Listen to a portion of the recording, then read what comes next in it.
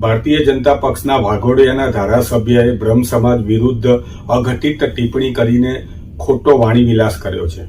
તેમણે બોડી ડેશનું ખેતર, બોડી ખાલી જગ્યાનું ખેતર એ શબ્દ વાપર્યો છે, જે હકીકતમાં મહિલાઓ માટે પણ આપત્તિજનક છે અને ખાસ કરીને બ્રહ્મ સમાજ વિશે જે અઘટિત ટિપ્પણી કરેલી છે તે ટિપ્પણી એ માફીને લાયક નથી।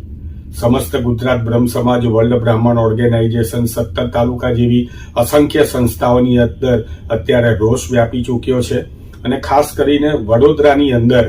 સનાતન ધર્મીઓના મતથી ચૂંટાયેલા એવા શૈલેષભાઈ સોટ્ટા કે જે બ્રહ્મ સમાજના પોતાની જાતને ગણાવે છે, હેમાંગભાઈ જોશી જે ત્યાંના સાંસદ છે, બાલુભાઈ શુક્લ જેવા આગેવાનો પણ આ બાબતે એકદમ ચૂપકી સેવીને બેઠા છે। મને તો દુઃખ એ વાતનું છે કે સનાતન ધર્મના નામે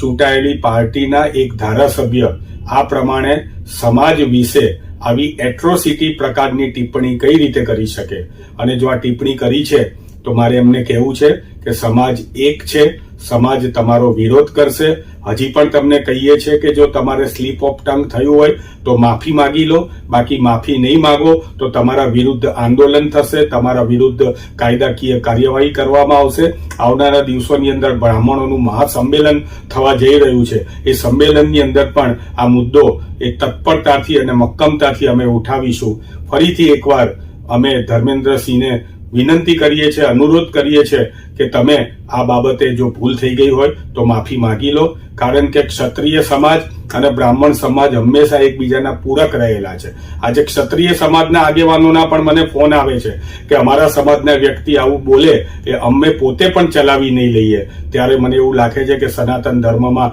વિશ્વાસ ધરાવતા સૌ કોઈએ આવા વાણી વિલાસ કરનારાને મક્કમતાથી જવાબ આપવો જોઈએ।